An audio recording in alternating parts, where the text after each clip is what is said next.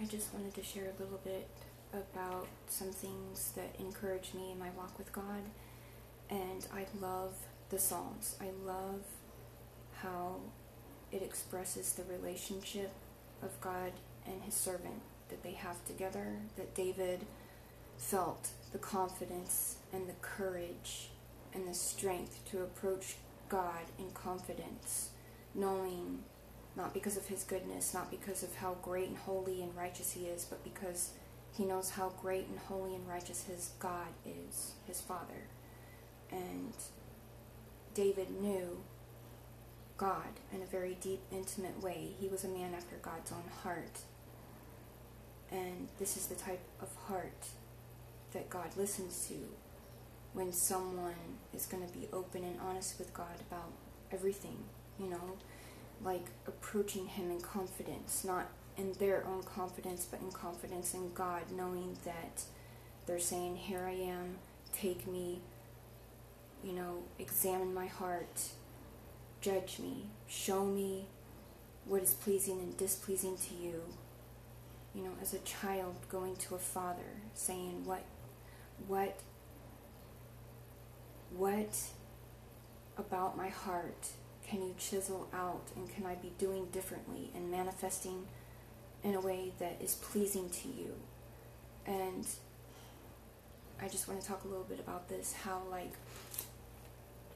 even though God's people go through a lot of trials and sufferings, they know that they can approach their God, and that God wants them to know this. He wants his people encouraged to know that they can continue to go to God no matter what's in their heart, no matter what storm is brewing within them, or if they're going through a hard trial or whatever. If they just go to Jesus, he will hear them out, even when they're angry at God and circumstance and situations that they're in. If they just tell God these things, he will hear them out, and he will help them. He will comfort them. And many times God will chastise and correct, but he does that because he loves his children. But that's the confidence in knowing, their God. That the whole point and purpose is to have a relationship with Jesus. And even in the darkest of dark times, like I've said in one of my recent videos, I know that I can go to God no matter what's going on in my life. Even when I feel like God was angry with me, if he's silent with me, or if because I reacted a certain way, or maybe I didn't pass a certain test, and I feel that guilt of my own shortcoming or my own sin or whatever happens, that guilt and that feeling is there also to teach me something, to teach me. It shows me that I care about God's heart, for one, to feel guilty if I've fallen in that way. But it also, which gives me hope in itself, to show I do care about what's right, because God is righteous and he's holy.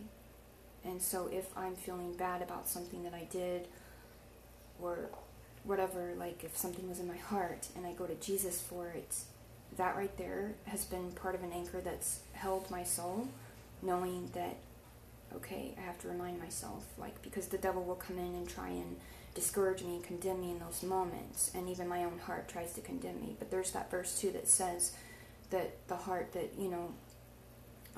the heart, God knows the heart, and even when the heart's trying to condemn itself, I'll put that verse up here. But it's that knowing.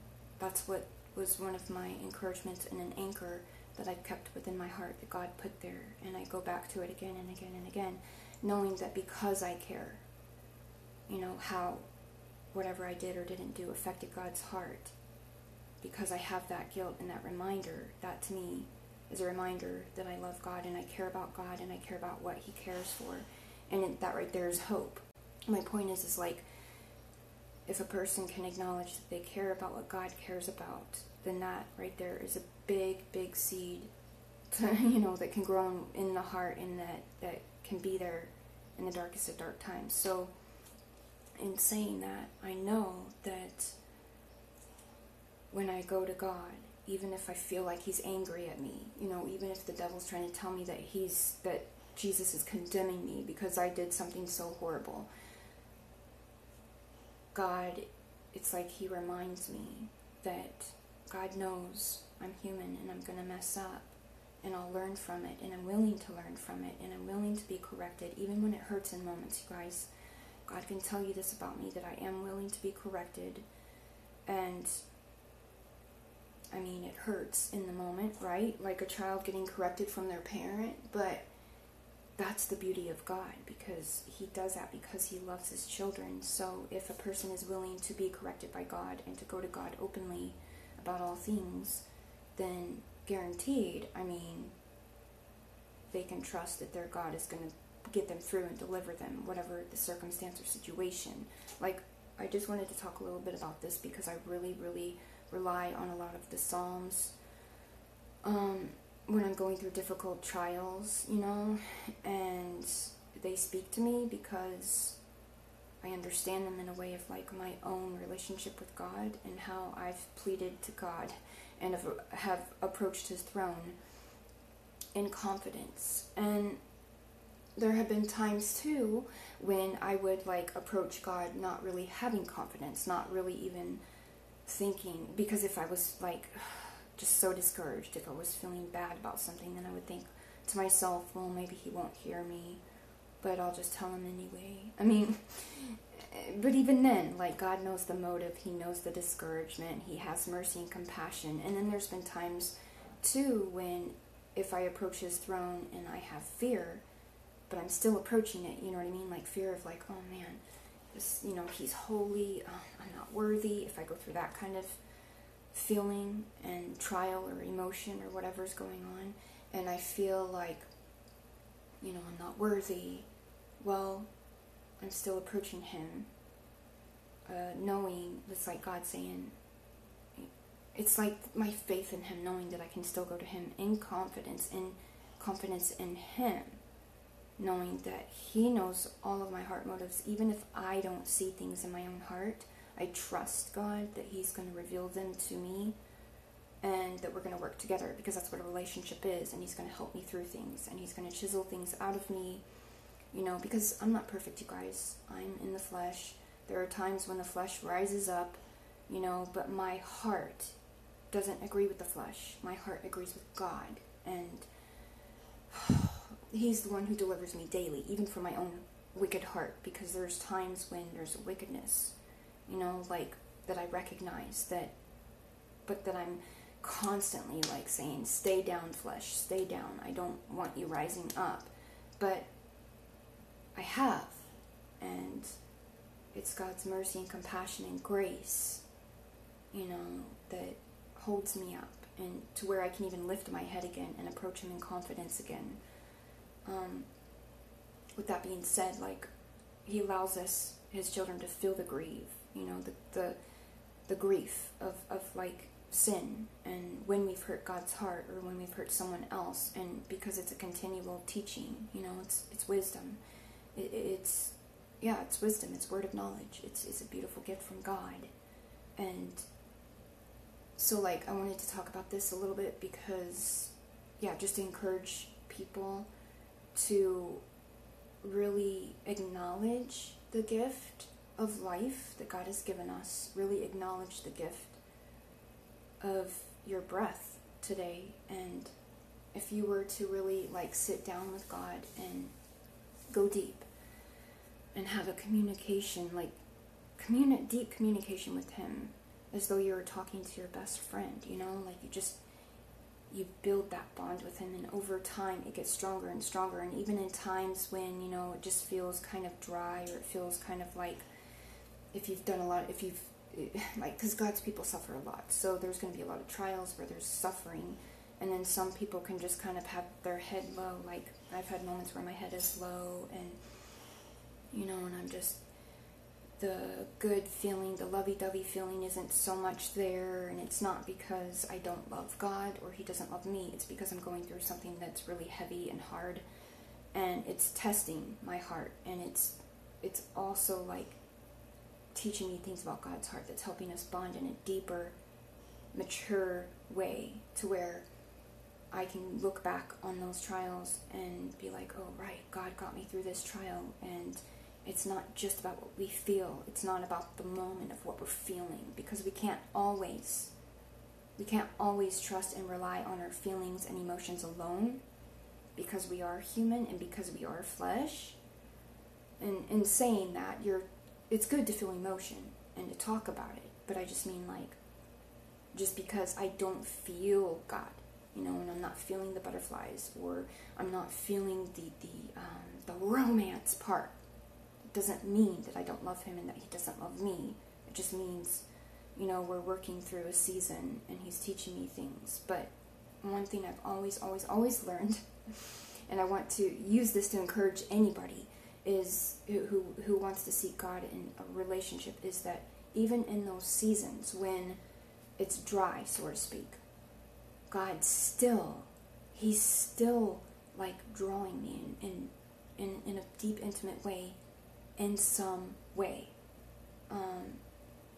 through the trial itself. But he will also send comforters to me, like his own people, my husband, my brethren. So it's not like I'm alone, and then God also comforts me. But I'm talking about the times, like, if he's being silent, or if it's just difficult, if I'm having a difficult day or a difficult trial, like, God always comes through somehow, right as soon as my heart is feeling like, oh, I can't take any more.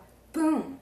It's like he shows up in a beautiful, mighty way with a gust of wind to give me new strength, hope, and joy, and love, and peace. Like, it's like then all those feelings are filling my mind and heart and body again, and it's this like new confidence, or I don't even want to say it's a new confidence. It's just it's like this reminder of like, hey, this is love.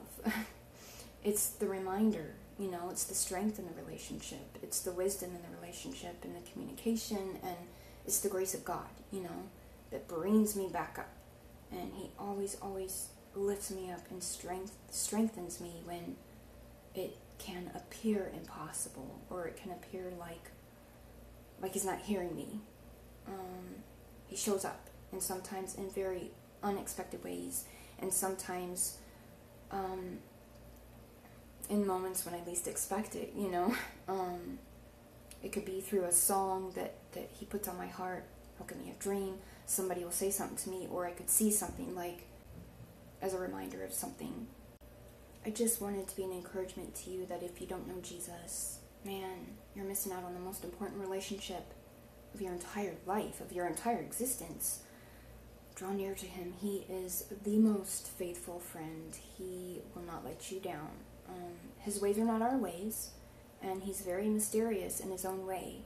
But the more a person spends time with God, the more they'll get to know his character, right? And his attributes, and who he is as a person. But with that being said, his people are always ever learning about him. So God is still a mystery to me, even though I do know Jesus, and I love him, and I'm his child, and I strive daily to obey God. There are so many things that I'm still learning in my own walk with Jesus that only God himself can teach me.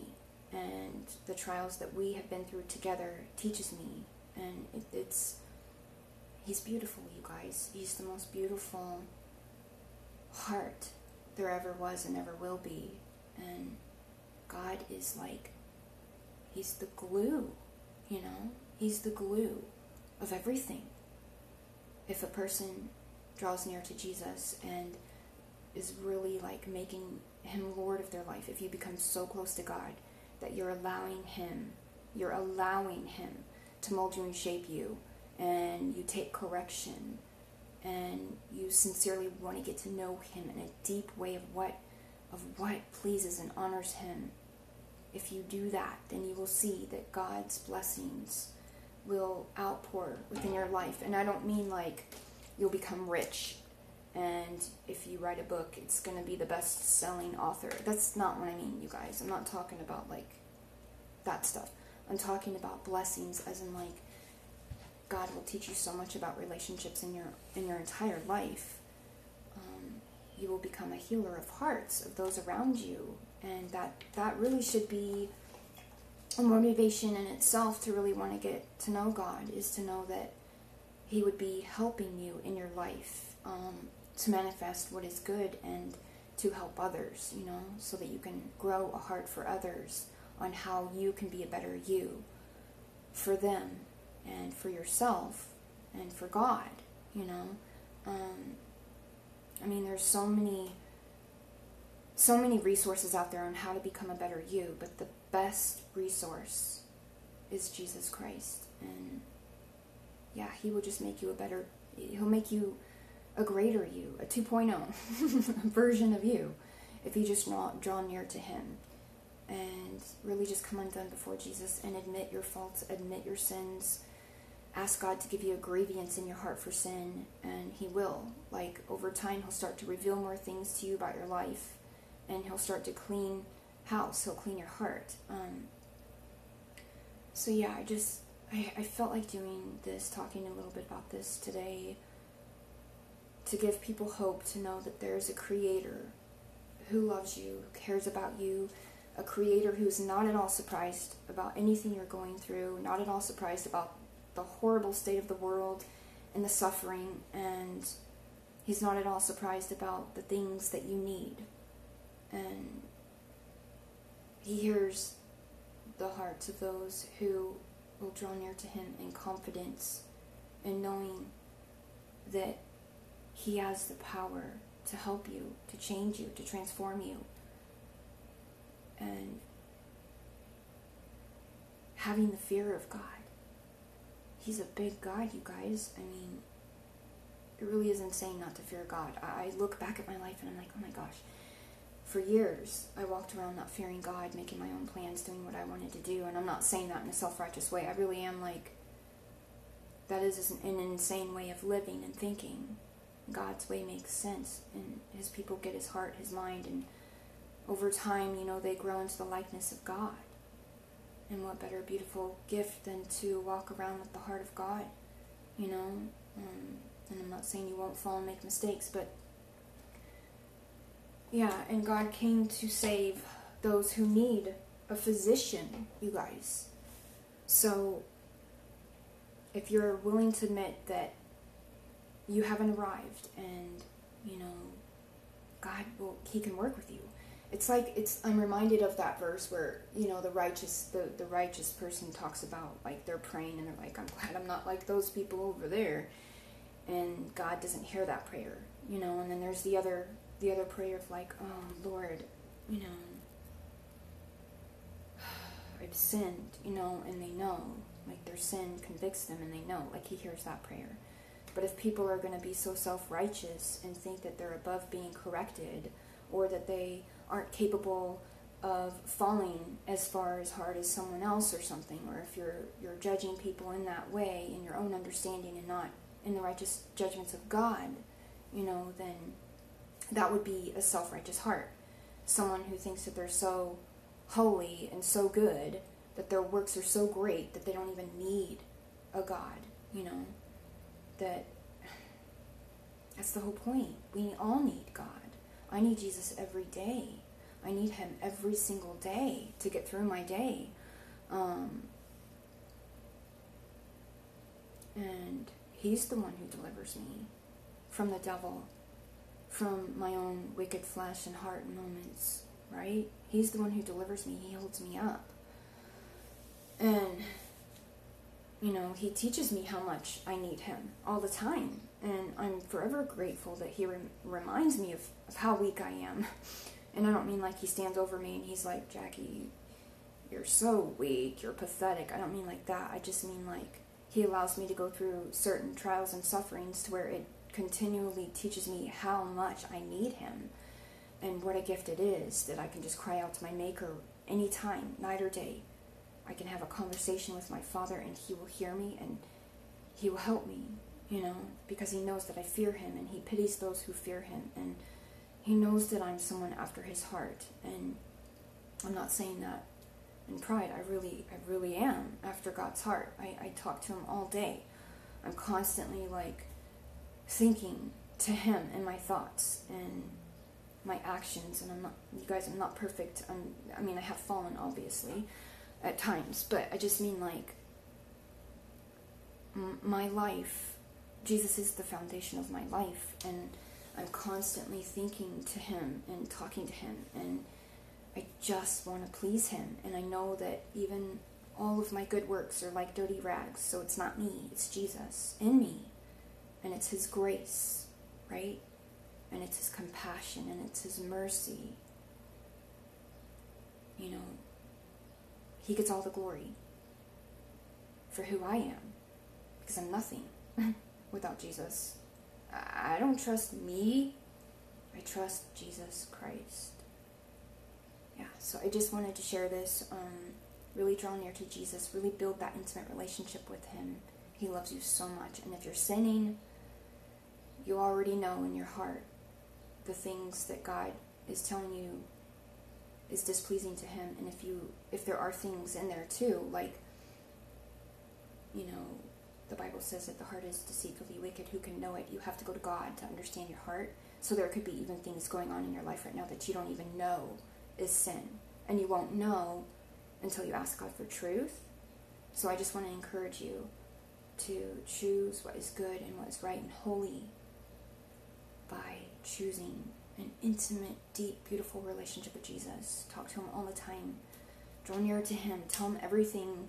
Thank him for things, you guys. You can have joy in Jesus in every day. And I'm not saying that not every single day you're going to have joy. I just mean, like, there's always going to be something in each day that God is going to show his people his blessings and his gifts to them. So, like, even in my darkest hour, I know that if I'm still alive, this is something else I hold on to. If I'm still alive, if my heart's still beating and I still got breath in these lungs, it's because God is keeping me here for a specific reason, and he sees that as being important, and that to me tells me that he says that I'm important to him. So even in your darkest hour or trial, you're still alive because God has an important purpose for you for remaining here, and he won't take you too soon. He won't take my spirit from this body a moment too soon or a moment too late. He knows what he's doing. But trust in Jesus, guys. Trust in Jesus and ask him to allow you to feel his heart about what's going on in the world, about the violence and just the suffering. You know, mourn with God. Comfort God. He needs a comforter too. I'm not saying that God... In other words, that's how beautiful he is that he welcomes his people in to where I can be a comfort to God's heart. Do you know how beautiful that is? It's so humbling to know that, in all humility, to know that the God who created volcanoes and stars and the ocean says that I can comfort his heart. What? It's amazing when you think about it. God is so amazing, you guys. Okay, so I hope you're having a good day. Anyways, I just wanted to encourage you to seek Jesus and really get in that deep relationship with God. And read Psalm 17 and look at the relationship of David and Jesus, you know, of David and God, and how he drew near to God. I could talk about this longer, but I'm just going to cut this short. I just wanted to encourage you to get in a relationship with Jesus. That's the whole point. Communication, just like you would your husband or your wife or your children. Are you spending time with God? Are you really, really getting rooted in him? You can know the answer to that question right now. I don't have to tell you. God's already telling you. So I just want to encourage you to draw near to God. He is the well of life. He has so much to share with you that's life-giving. Counsel, wisdom, love, healing. Okay, I hope you guys are having a good day. I'll talk to you later.